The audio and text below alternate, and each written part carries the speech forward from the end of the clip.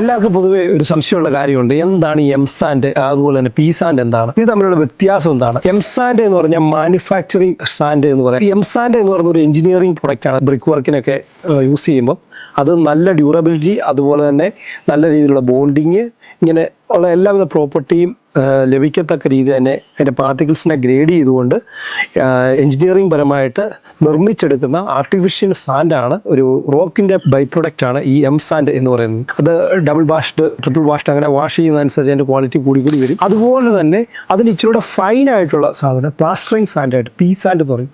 ഇത് തേപ്പിൻ്റെ ആവശ്യത്തിന് വേണ്ടിയിട്ട്, അല്ലെ പ്ലാസ്റ്ററിങ്ങിൻ്റെ യൂസിന് വേണ്ടിയിട്ട് ഇച്ചിരൂടെ ഫൈനായിട്ടുള്ള ഗ്രഡേഷൻ വഴി അതിൻ്റെ പാർട്ടിക്കിൾസിൻ്റെ സൈസ് ഇച്ചിരൂടെ കുറച്ചുകൊണ്ട് നല്ല ഫൈൻ ഒരു സാധനം ഉണ്ടാക്കിയെടുക്കുന്നതാണ് പി സാൻഡ് എന്ന് പറയുന്നത്. അപ്പം ഇത് രണ്ടും റോക്കിൻ്റെ പ്രൊഡക്റ്റാണ്. റോക്ക് എന്ന് പറഞ്ഞാൽ കല്ലിൻ്റെ പ്രൊഡക്റ്റ്, പാറ പൊടിച്ച് ക്രഷ് ചെയ്ത് അതിനെ പല രീതിയിലുള്ള ഗ്രഡേഷൻ വഴി ചെയ്തെടുക്കുന്നതാണ് എം സാൻഡും അതുപോലെ തന്നെ പി സാൻഡും.